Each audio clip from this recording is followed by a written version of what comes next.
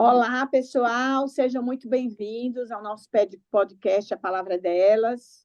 É uma grande honra receber, com muita alegria que recebemos você nesse episódio que trata de autocuidado e saúde.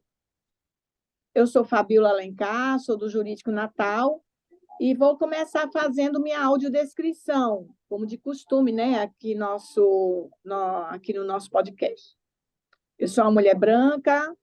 Estou no ambiente externo da minha casa, estou com a blusa estampada, estou usando óculos de grau, meu cabelo é loiro, com mechas, estou usando uma blusa estampada. E hoje o nosso podcast está sensacional, né? Nós vamos conversar com a doutora Helena Sirimarco, uma convidada incrível, que vai compartilhar conosco sobre como ela lidou com o diagnóstico de uma doença grave. Tenho certeza que você vai gostar muito de ouvir o relato dela. Mas antes disso, eu vou passar a palavra à minha colega, doutora Linéia. Boa noite a todos, é um prazer grande estar aqui participando dessa reunião, dessa troca de ideias, conhecendo a colega Helena, que trabalha no Jurídico de Brasília, uma oportunidade de trocar ideias e experiências. Eu sou Linéia, eu trabalho aqui no Jurídico de Salvador, eu sou uma mulher parda, tenho cabelo castanho, alisado, estou vestindo um vestido verde de alças largas e estou muito feliz em poder participar, né, mais uma vez desse episódio e trocar figurinhas com a colega que certamente vai trazer, né, informações muito enriquecedoras para todas nós. Eu passo a palavra agora para a nossa colega, a doutora Ana Cláudia de Vasconcelos, que pela primeira vez está participando aqui com a gente, e eu sei que vai ser uma convidada também muito especial, né, nessa nossa reunião de hoje. Boa tarde. Fala.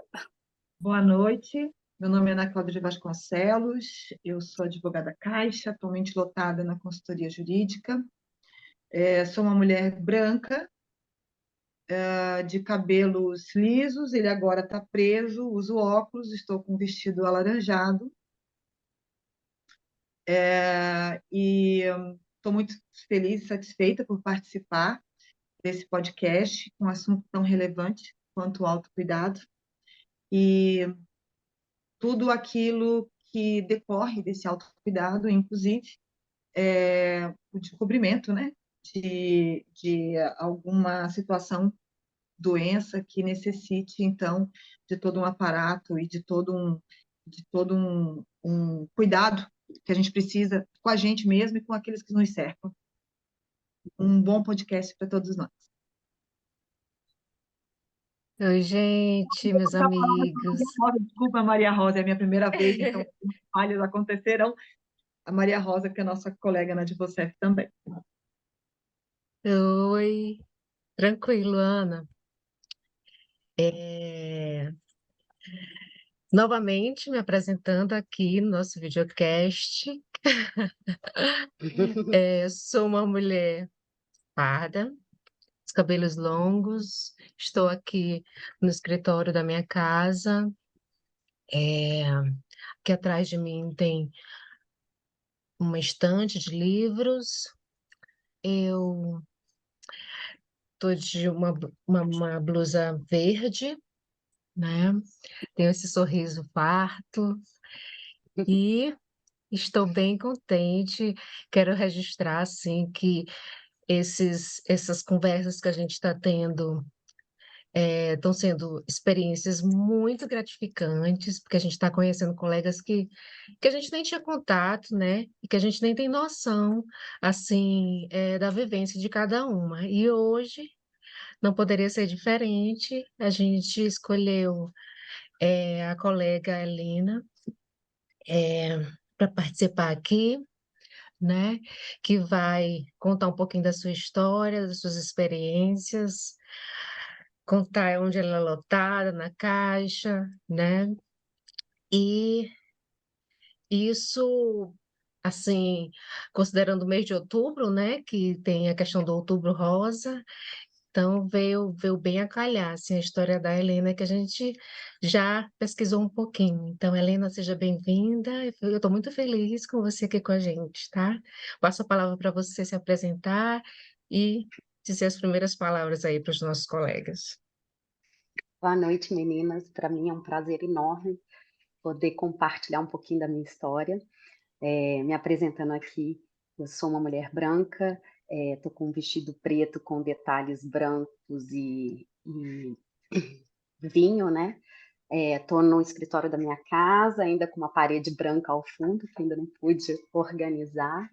E estou aqui para compartilhar um pouquinho da minha história sobre essa vivência minha do câncer, né?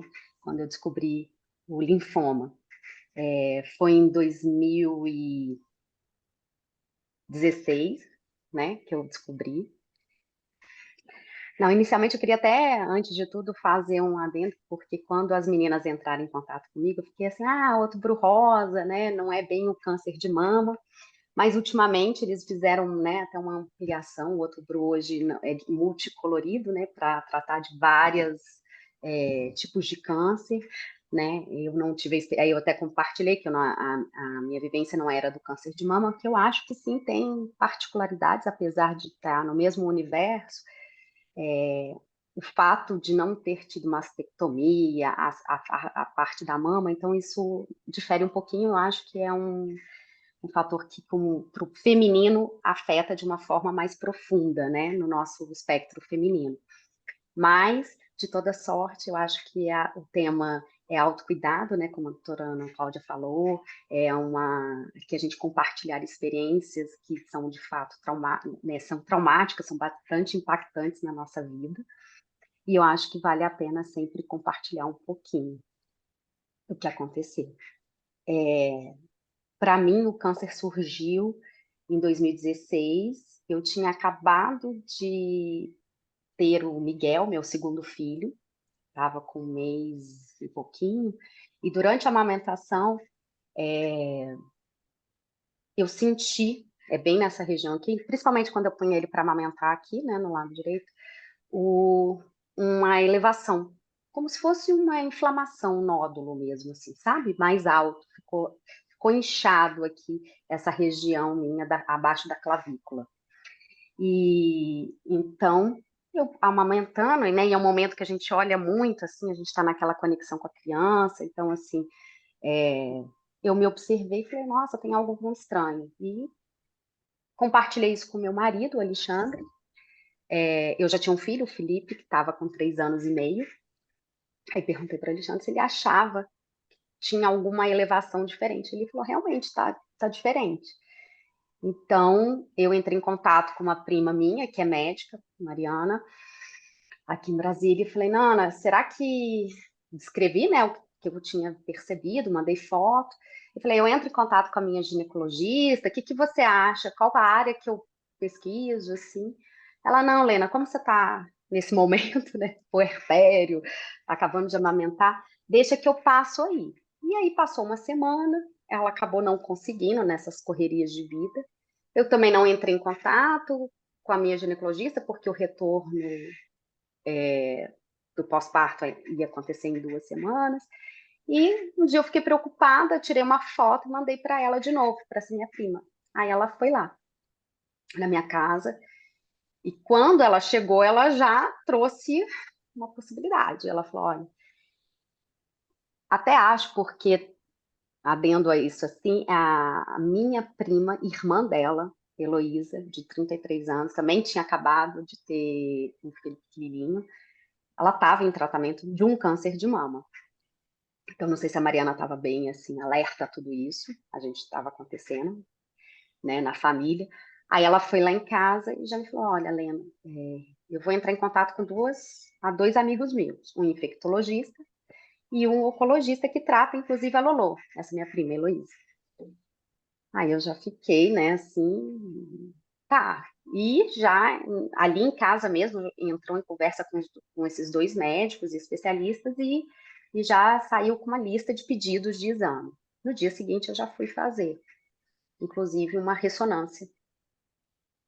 E ela foi comigo isso era, o Miguel nasceu 13 de julho. Isso era agosto, finalzinho de agosto. Aí fizemos, acho que no sábado, exatamente, foi até no sábado, fiz a minha ressonância. E ela me mandou um áudio depois, no dia seguinte, que tinha o resultado. Eu tinha recebido até o lado, mas eu não tinha internalizado que pudesse ser, né, um câncer e tal. Aí ela me ligou e falou: Não, Helena, é um câncer. Aí eu perguntei: Tá, mas ainda depende de fazer biópsia para ver se é maligno, benigno, porque a gente nunca tem muito conhecimento, né, até então. E aí ela já me falou por telefone: Não, é diagnóstico, é um linfoma, tal, aí a gente vai conseguir. Então foi aquela correria. Aí foi aquele momento, né? Eu moro aqui em Brasília, mas meus pais são de Belo Horizonte. Aí liguei para eles, falei: Pai, ó, na noite anterior até a fazer o exame, falei: Olha, amanhã eu tô indo fazer uns exames, é preocupante, tudo. E, enfim, fomos. Eu acho que até pelo fato de eu estar com um bebezinho não tinha completado 2 meses, né? Eu estava assim, todos os médicos tiveram uma sensibilidade muito grande, por eu estar chegando. Então, assim, eu lembro até que para eu fazer a biópsia, porque de fato precisava fazer uma biópsia, um dos oncologistas, que era de cirurgião de cabeça e pescoço, ele até falou: Não, a gente precisa saber os horários da sua mamada. Assim, ele ficou muito consternado com aquilo tudo. E aí a gente fez, né? Sempre tendo essas atenções ainda com o Miguel. Minha mãe veio para Brasília logo, meu pai também, a minha sogra aqui também dando aquele auxílio, né? E tudo. E, e aí fizemos a biópsia, que é um cortezinho, levou, e aí veio o tipo direitinho, que é o linfoma de Hodgkin, que é o meu caso, que aí ele tem um protocolo dentro dos tratamentos muito clássico, porque é uma doença que tem muita pesquisa. Eu lembro que até um médico, o primeiro oncologista que me recebeu, ele era da área da câncer de oncologista de mama, né, mastologista. E o meu segmento era do hematologistas, então eu fui direcionado para o Dr. Jorge, um outro médico oncologista. Mas esse primeiro, ele até brincou comigo, assim, me deu uma perspectiva muito humana de que, assim, nesse tipo de câncer do linfoma e vários outros, inclusive de câncer de mamas hoje, a gente pode falar em cura. E é uma palavra que dá medo para todos nós, até repetir, sabe? É um processo muito difícil que ao longo desses anos todos hoje eu me sinto capaz de falar que estou curada. Mas isso gera até medo, porque você pensa: Mas tantas pessoas falam que estou curada e depois acontece, sabe? Então, assim, o estigma dessa doença, ela é muito pesada e é muito difícil de afastando esses medos e trazendo a sua concretude, a sua realidade, né? O seu caso concreto, o momento que você descobriu aquela doença, a forma de tratamento que foi. Isso é muito próprio e define muito o caminho de como que a história vai ser conduzida, né? Mas a gente é contaminada com todo esse espectro do universo câncer, que é uma doença ainda né, assim, sem saber o porquê, a pergunta de US$ 1 milhão que os médicos brincam, que a gente ainda não sabe a causa, o que gera, né, essa loucura na célula humana de se multiplicar equivocadamente no lugar errado. Mas também a gente sabe que tem muito investimento em tratamento, em pesquisa, então ao longo dos anos isso tem evoluído demais, assim, então a gente tem que se apegar a isso. Então é difícil, né, fazer esse distanciamento do que não é meu, do que não é a minha história e trazer a concretude de que era possível sim um tratamento com possibilidade de cura. E esses médicos trouxeram muito sempre isso para mim, pelo fato de eu não ter me omitido, né? Porque assim, eu lembro até que uma vez eu estava conversando com uma grande amiga minha e ela falou: talvez eu não desse atenção, né? Naquela correria, assim, a gente às vezes o corpo fala e a gente não. deixo para depois, vou fazer o exame depois, e realmente no momento com 1 mês e pouquinho, né, 2 filhos, a casa se reorganizando, a família talvez a gente passe, e essa é uma coisa que eu acho que é uma mensagem muito importante, que a gente nunca deixe de dar atenção àquilo que o corpo está gritando, né? Se eu tive a sorte, porque o linfoma, ele não dá muitos sinais, né? Porque a mama tem um caroço, né? Alguns tipos de câncer, o linfoma não, ele é uma doença escondida, digamos assim. Eu tive a sorte dele ter manifestado nessa parte aqui e eu ter observado. Então, assim, Eu acho num estágio inicial, né, da Helena, doença. tu falando aí, e eu imaginando, né, que eu também tenho duas filhas, eu tenho, né, e eu sempre brinco com as minhas amigas, assim, dizendo que aqueles 2 primeiros meses do bebê pequenininho é aquela confusão, né? Assim, parece assim um marco grande de você tomar banho correndo, de você, né, ficar tudo aquela bagunça e tal. E eu fiquei imaginando aqui você falando que foi com 1 ano e meio, né? Que 1 mês, importante você né? dar 1 mês e meio, digo, e que importante a gente ficar se observando, né? Porque eu me colocando agora no teu lugar, imaginando a situação, não sei se eu não imaginaria que poderia ser, isso aqui deve ser uma infecção ali, e não fosse atrás, né? É. Não, foi uma coisa assim, que eu brinco, né, dentro da espiritualidade, assim, a gente tem os anjinhos, os sinais estão aqui, a gente às vezes e não, é bom a gente não perder de vista, assim, né? Claro que naquele momento ali inicial, eu jamais imaginei que pudesse ficar assim, nunca em nenhum momento, mas me chamou a atenção algo diferente, né? Então fiquei com aquilo, assim, nunca mesmo, pensei mesmo assim, será que é alguma consequência eu iniciei para o parto normal, mas fui para uma cesárea, aí você fica com algumas coisas assim, né? Será que é alguma coisa assim ainda do pós-parto, um inchaço, a gente fica muito inchada naquele período, né? Quem viveu pós-parto sabe. Então eu fiquei muito ali naquela preocupação ali do pós-parto mesmo, né? Assim, de ser uma coisa, mas me chamou atenção e eu acho que foi até o momento, porque uma das coisas que foi muito traumática nesse momento inicial foi, inclusive, que eu tive que parar a amamentação, porque aí veio, né, com o retorno da biópsia, veio que o tratamento era quimioterapia mais radioterapia. O linfoma ele não exige cirurgias, né, para retirada de tumor, porque ele é no sangue, enfim, ele nas minhas células de defesa, então ele não é assim, não há o que tirar. Quando juntou esse grupo, a gente tirou ali um material, mas normalmente ele não é cirúrgico. É só para tirar o material, colher para ver o tipo mesmo, que ele normalmente dá uns hematomas quando ele vira externo, assim. É uma inflamação mesmo, né? Um material. Então, aí vem aquele baque, né? Então, a químio começa quando? Aí a gente começou logo em setembro, foi acho que 14 de setembro, se eu não me engano. E a gente vai, né? Eu brinco assim, a gente passa, as coisas vão acontecendo, você vai fazendo meio flutuando. A sensação é de que você vai sendo conduzida, né? E quando você vê, você já está no primeiro dia. E, e é claro que para passar por isso a gente precisa realmente de uma rede de apoio muito grande. Até então eu não fazia terapia, desde então faço, né? Não durante o tratamento, eu tive o apoio da equipe técnica, que é multidisciplinar, que cuida, né? A gente tem dentista, enfim, tem uma série de disponibilidades, né? De psicólogos e da equipe de onde você faz o tratamento. E então eu tive, e dali para frente eu senti uma necessidade de buscar auxílio terapêutico, faço até hoje com a minha terapeuta, mas eu iniciei uns 6 meses depois de que acabou tudo. É aí que eu comecei a terapia, mas enfim, ao longo do processo teve essas consultas.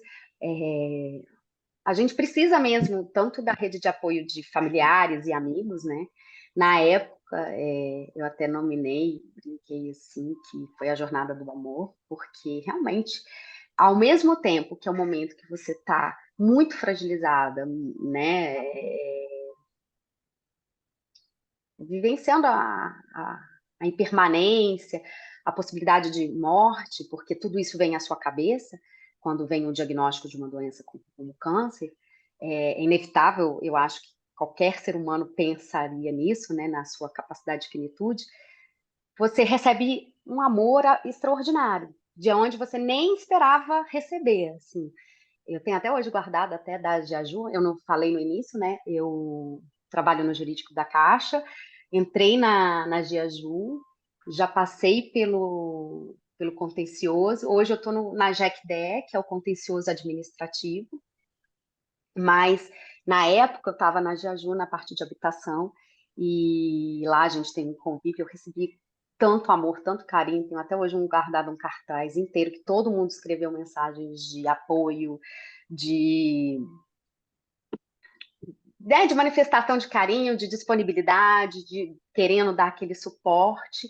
Então, assim, da família também vem aquilo, e eu tive uma conversa muito grande com meu irmão uma vez, e ele falando assim que, na verdade, quando o câncer surge, essas doenças mais impactantes, né, ele falou assim, não é uma coisa da Helena, né, é uma coisa da família, porque isso impacta como um todo, né, uma experiência traumática. Cada família eu já tinha tido experiências ruins, né? Eu perdi uma tia de câncer de mama lá em 97, mas também tenho várias histórias positivas hoje de pessoas da minha família que lutaram contra o câncer e também estão curados. Então, assim, essa minha prima Heloísa também passou pelo câncer de mama muito próximo comigo. Quando eu comecei a quimio, ela estava nos últimos ciclos dela, então, assim, é uma vivência muito E bonita Helena, também. A gente teve trocas muito positivas, assim. Helena, tu falou aí da questão dos colegas da Caixa, né? Então, assim, só para a gente entender, tu tiveste o diagnóstico dentro da licença maternidade, né? Sim, Começou o tratamento também, e aí prosseguiu por quanto tempo? Como foi, assim, essa... então, eu comecei o tratamento em setembro, foram 6 meses de químio, eu fazia quimioterapia meus ciclos quimioterápicos eram de 14 em 14 dias, então eu tinha que estar muito bem para poder fazer, porque uma das certezas de sucesso do tratamento era eu fazer esses ciclos com regularidade, não podia deixar de fazer porque a imunidade caía muito, né? Então, e aí foi até um momento assim que aí foram 6 meses, eu comecei em setembro, não chegou a 6 meses, né?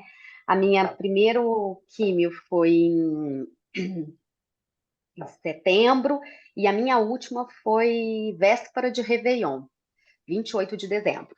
Eu fechei um ciclo de quimioterapias.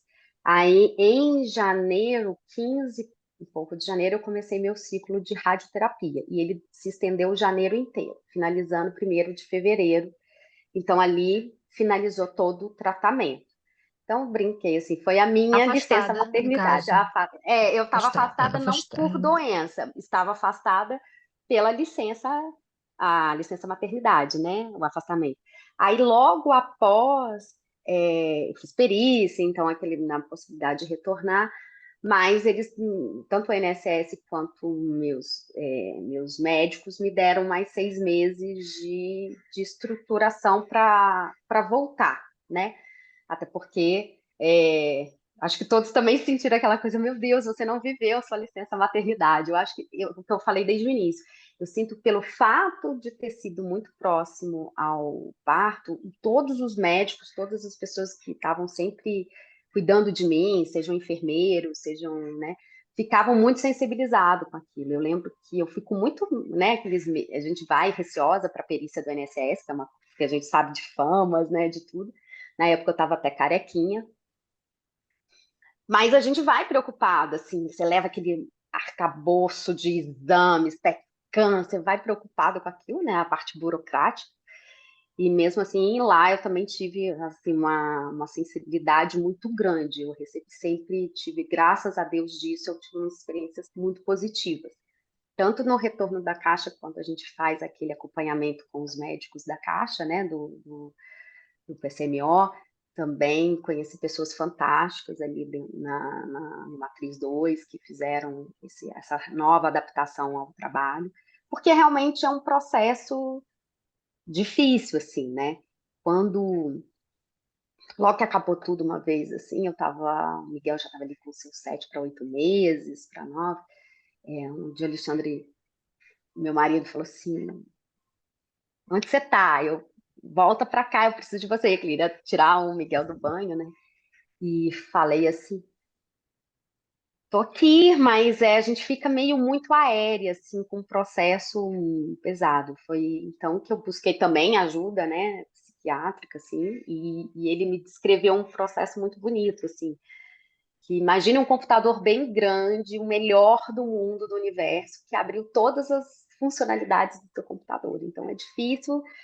Agora você está naquele momento que acabou, ufa, então, a gente precisa te ir trazendo para você ir fechando essas caixinhas e você se voltar. Ele fez uma analogia, acho que bastante feliz, assim, para mostrar que era tipo um efeito pós-traumático mesmo, né? Como pessoas que passam por um acidente e depois não conseguem dirigir e precisam se readaptar, assim. Então, é, e aí eu compartilho isso porque eu acho que é muito natural e a gente precisa não ter medo, né, de poder utilizar de todas as ferramentas que estão ao nosso alcance. Que, graças a Deus, pensando na nossa perspectiva de empregados da Caixa, de advogados da Caixa, temos sim, né, uma condição de ter acesso aos melhores cuidados, graças ao nosso plano, enfim, né? A gente fica sempre ali com medo de como que tudo vai virar no futuro, mas assim, a minha experiência foi bastante positiva e a gente precisa utilizar dessas ferramentas. E assim, tanto dos amigos, né, de estrutura familiar, que possa estar ali nos momentos que a gente precisa sair para consulta, e eu estava com o bebê, e deixa uma madeira, enfim, tira leite, eu fiz meu ritual de despedida, né, com o Miguel, que para mim já era um fator traumático, porque eu queria ter amamentado mais no meu primeiro filho, estava conseguindo um pouco melhor nesse segundo, mas entendi que o recado era que essa é para a próxima encarnação, essa missão de amamentar idealizada vai vir para depois. Mas aí a gente foi vivendo esses dias, né, essas despedidas.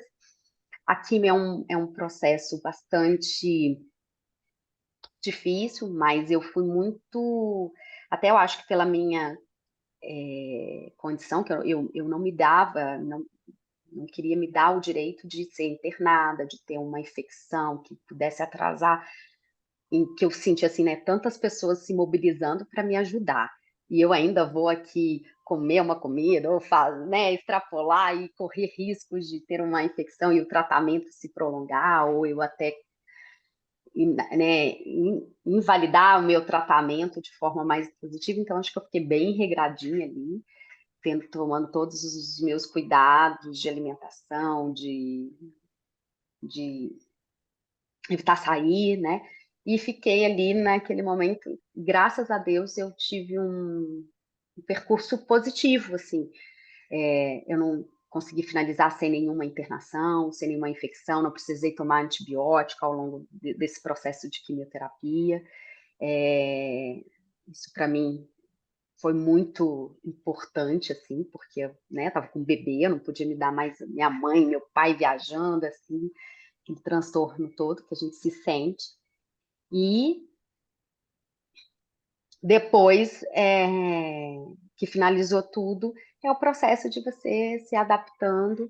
E aí venho lidar agora com um novo medo, né? Não era mais o medo ali da morte, porque graças a Deus eu sabia que estava tudo resolvido, que a gente tinha concluído com sucesso. O câncer tinha desaparecido, né? Eu faço o PET scan, que é um exame que demonstra isso. Mas depois começam os controles, e aí é sempre aquele receio, e agora? O que eu vou encontrar? O que eu vou, né? Tem, não tem? Como eu tenho um histórico de câncer de mama, aí logo depois, nos primeiros exames que eu fiz de rotina, detectou.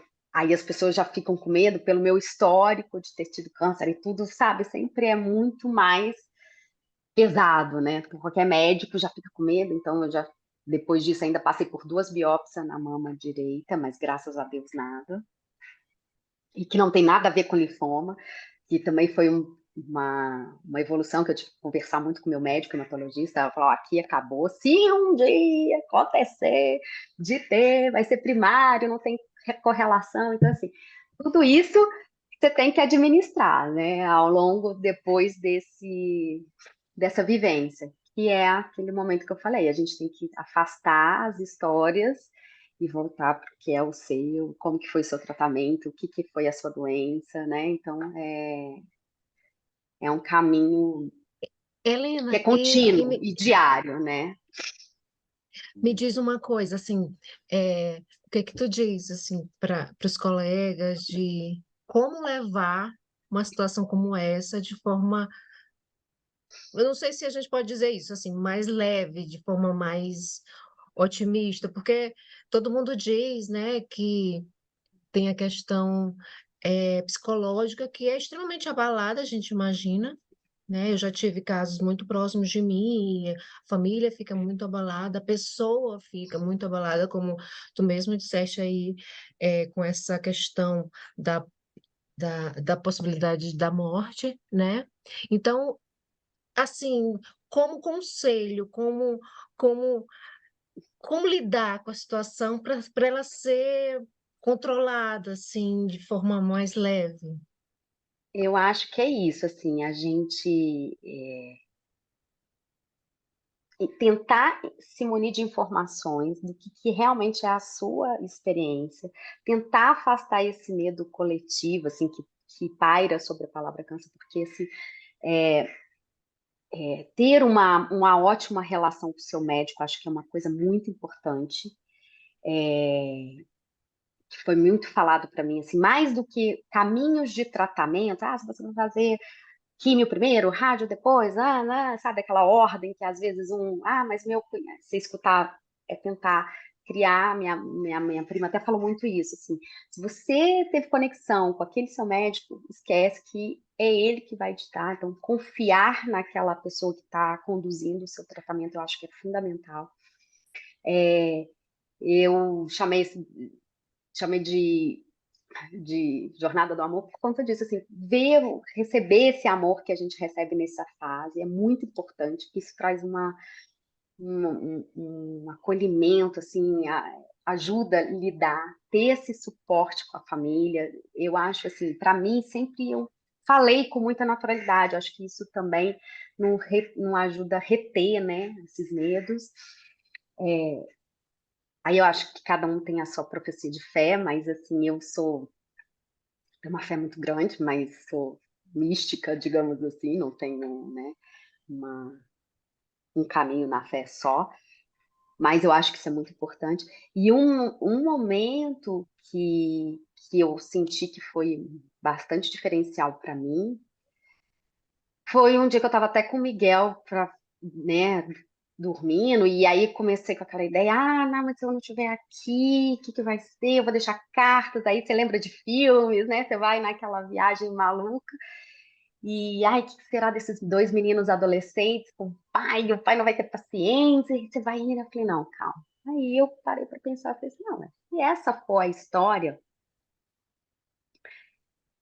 é deles, né? A gente não pode ficar, é o caminho.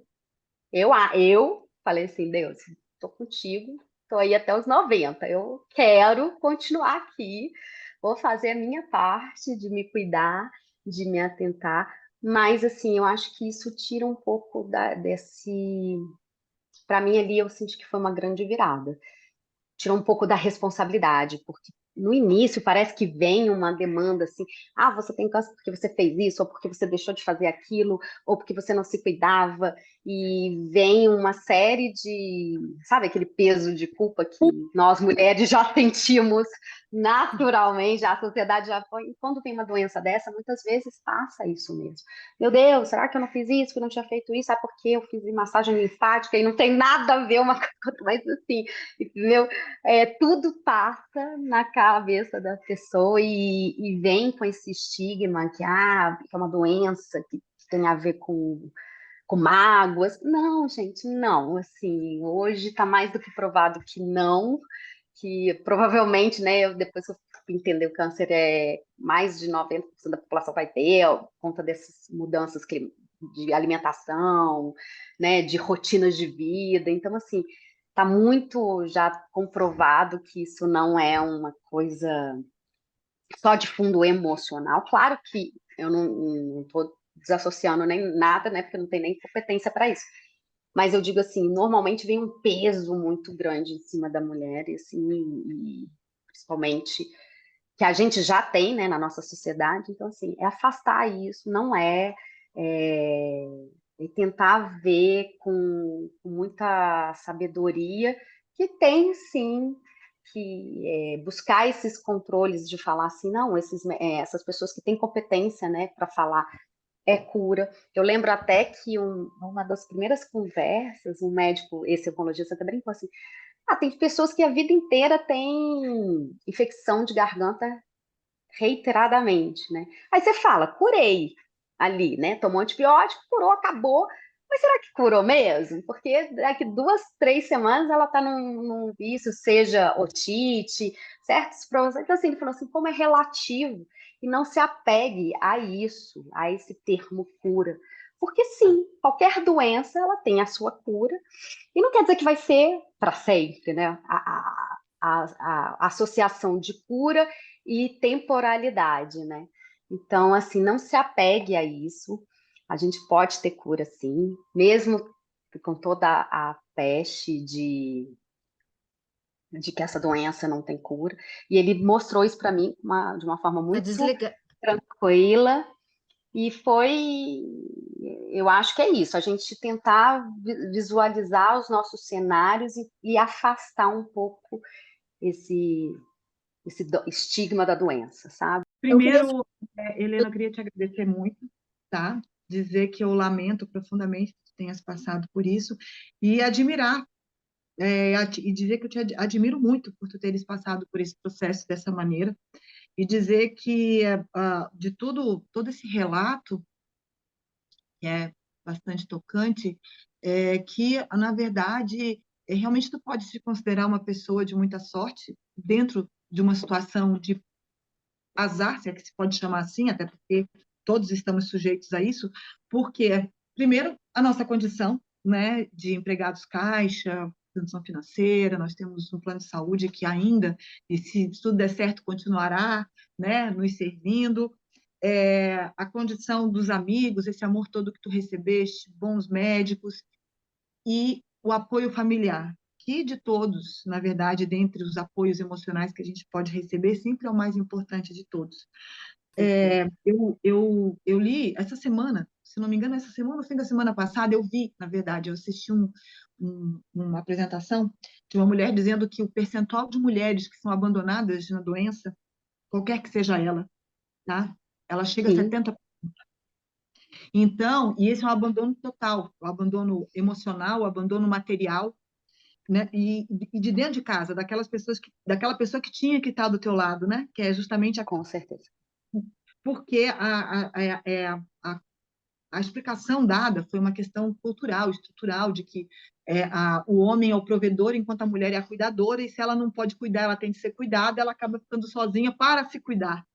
Então, é uma história de superação a tua, de vitória, não é? Como tu mesmo disseste, a cura é sempre relativa, porque o final de todos nós será o mesmo, né? Desta vida, qualquer que seja a crença que a gente tem, nós estamos aqui por um tempo, não é? Então, qualquer cura é relativa, em algum momento alguma coisa vai falhar, porque a gente tem que cumprir este ciclo. Mas dentro dessa realidade, a tua história é uma história admirável, justamente porque tu, apesar da situação, da doença, apesar da amamentação que não pôde se completar, apesar de tudo que aconteceu, o tratamento que ele é dolorido, ele é um tratamento, e a incerteza da cura que sempre existe, né? Por maior que seja Sim, assim, a incerteza da cura, a tua história ela é de vitória porque tu tivesse todos os lados dessa história muito bem cuidados, perfeito, seja do ponto de vista material, seja do ponto de vista emocional, que é tão importante. E eu fico com certeza. muito feliz mesmo que tu possas hoje vir aqui testemunhar essa história para a gente, porque é aquilo que a gente espera e deseja que todos tenhamos, né? Sejam homens, sejam mulheres, Exato, crianças, tenham acesso ao suporte material e ao suporte emocional, né? Então, exatamente. é uma história bonita e uma história de esperança para todos nós, né? Porque é isso, nós estamos aqui, nós temos de ser uma rede de apoio uns para os outros e, e alguns de nós, em algumas situações, como familiar, essa rede ela é mandatória. E quando ela falha, é porque muita coisa falhou, a própria humanidade falha com ela. E Exato. por muito boa sorte, por uma bênção mesmo, tu tivesse toda essa rede de apoio robusta e que te permitiu chegar inteira, apesar do tratamento, apesar de tudo, emocionalmente inteira e fortalecida. Isso é muito bom. Obrigada, Ana. E você foi precisa mesmo, eu acho que é isso. Ter a possibilidade de exercer todos esses apoios é uma situação de muito privilégio, de muita sorte, porque eu sei que essa não é a realidade mesmo, Apesar né? da dor. Por isso que eu até eu me sinto hoje muito, e não foi só de agora, assim, eu sempre falei muito abertamente da doença e não, né, estou aqui explanando e falando, porque eu acho que esse é o nosso papel, de passar, quem já pôde viver e passar uma situação dessa traumática, trazer essa perspectiva de que é possível, sim, dentre todas as dificuldades, se a gente munir, se a gente se estiver cercada de todas essas condições, é claro, internamente a gente ter força para prosseguir e lutar, né? Porque a gente, como todos aqui que estão nos ouvindo, certamente tem condições, né? Eu espero e desejo que todos tenham. E também de me pôr à disposição, né? Recentemente a gente teve uma colega nossa também que passou por isso, e a gente estive ao lado dela tentando auxiliá-la o tempo todo, né?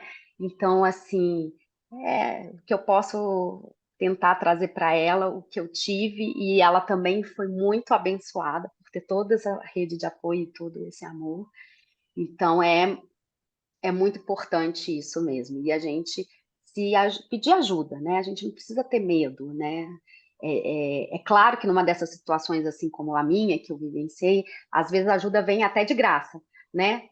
Acho que o fato ali de estar sensibilizada por ser um pós-parto, isso acho que contribuiu muito, mas às vezes não é essa a situação que a pessoa está, então a gente também tem que estar atento, né, aos nossos colegas e perceber que às vezes as pessoas não vão ter toda essa rede e a gente tentar, de alguma forma, se dispor a ajudar e transformar esse processo, esse caminho de uma forma mais tranquila, né, mais generosa Helena, possível. você E que está. vocês está devolvendo o bem que foi recebido também, isso é muito importante. Eu queria aproveitar, Helena, eu queria aproveitar esse momento que você tocou aí nesse assunto, que a Comissão de Mulheres, né, a advogada da Advocep, a gente fez um questionário, né, a gente mandou um questionário há pouco tempo, e uma das perguntas era se a colega estava disposta a participar de uma rede de apoio, né? Até no sentido emocional, tanto no sentido emocional como no sentido técnico. E eu acho que, na realidade, você já faz, né? Já faz esse apoio aí, já tem uma experiência, né, em relação a isso, pelo que você está dizendo aí. Sim, eu acho que quando a gente fala de alguns temas, né? Isso já aconteceu até em rodas de diálogos, né? Que a gente tem que fazer.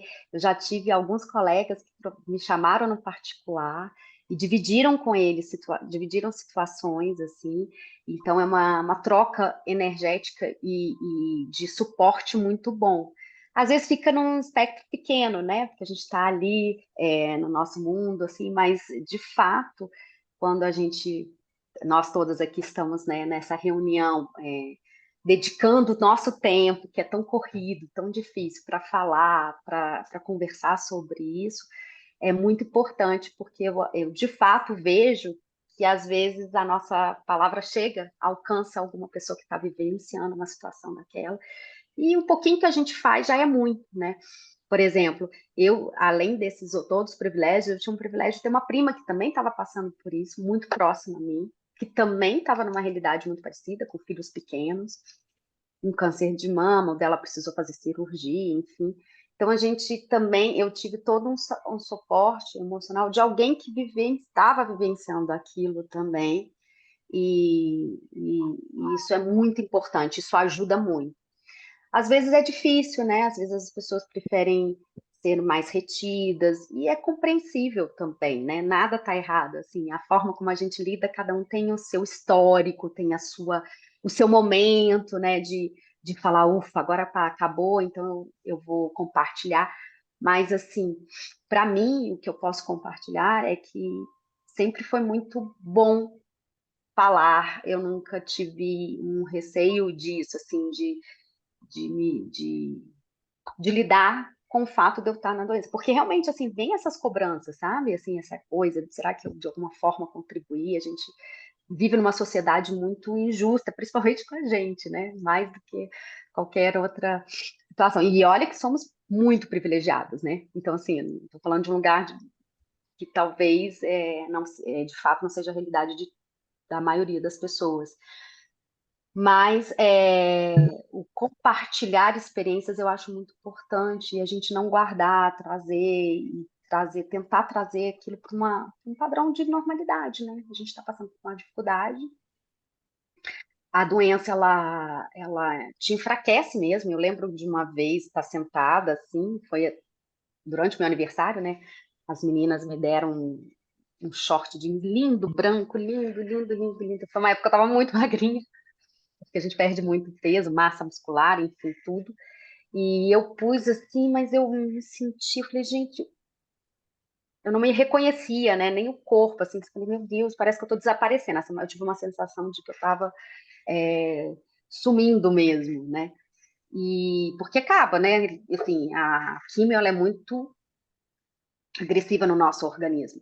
Então, é importante todo esse apoio, assim, esse amor de você falar, não, calma, vou cuidar aqui de mim, vou parar tudo, vou cuidar, eu preciso, e aí depois a gente vai ajustando o resto, né? É assim, dedicar muito a esse cuidado. E essa acho que é a grande riqueza da vida, quando a gente passa por experiência, a gente poder compartilhá-las, né? Porque de fato ajuda muito. Eu queria, Helena, indo para o final, né? Infelizmente, o nosso tempo ele já chegou ao fim. Queria aproveitar para agradecer, para me despedir assim de vocês. É que foi um prazer enorme te conhecer. Dá muito orgulho Igualmente. ter uma colega que, poxa, e ter tido a delicadeza, né, o carinho de se abrir para a gente, né, dar um testemunho desse tão rico, né, e tão incrível, né, e te agradecer e dizer que foi um prazer enorme te conhecer mais de perto e saber e chegar aqui, né, depois de tudo isso que você passou e saber que foi uma vitória, né, muito grande. Então, dizer que muito obrigada e felicidade e tudo de bom para você. Obrigada, querida. Obrigada Foi por um prazer compartilhar. enorme. Obrigada, Helena. É um prazer conhecer você, ouvir essa experiência sua. né, tão enriquecedora. Realmente é muito, dá muita esperança a gente ver uma pessoa passar por uma situação como essa com a leveza, né, e a aparente tranquilidade que você transmitiu para a gente, né? É uma partilha muito importante e que reforça esse sentido, né, da gente estar aqui hoje junta, conversando, reunindo, de compartilhar experiências para que a gente possa se fortalecer e ter uma vida melhor, e ter uma vida, né, mais potente, né? Porque quando nós nos reunimos e nós compartilhamos nossas experiências, nós conseguimos contribuir positivamente para a vida de todas as colegas e colegas da Caixa. Muito obrigada, um prazer falar com você, um prazer te conhecer e boa noite para todo mundo. Vou me despedir também, Helena. Como as colegas disseram, assim, foi muito gratificante a nossa conversa aqui, te conhecer melhor. Eu já participei de vários eventos, várias da Advocef, mas eu não sei se a gente chegou a conversar, então eu Não, queria dizer para ti que a ideia dessas conversas é justamente a gente se aproximar cada vez mais, né? E enriquecer mesmo essa nossa, esse nosso âmbito de convivência com as colegas. Assim, o teu relato aqui, como as colegas disseram, foi, foi uma mensagem de carinho, né? Que é a intenção principalmente desse mês, né? A nossa escolha do tema da conversa foi pensando no autocuidado, foi pensando em transmitir uma mensagem de carinho para os colegas e só tenho a agradecer, viu? Bom, gente, muito obrigada. Espero, né, ter conseguido passar um pouquinho, mas a mensagem que eu falo muito é isso mesmo, a gente poder conversar, né? A gente, mulher, tem tantas demandas, né, sobre a maternidade, enfim, tantas dificuldades, e acabou que a minha doença ainda veio nesse caminho, mas, de fato, compartilhar, eu acho que é uma potência mesmo, como a Linéia falou. E foi um prazer enorme conhecê-las. Às vezes a gente fica nesses mundinhos isolados e não consegue, né, conhecer todo mundo.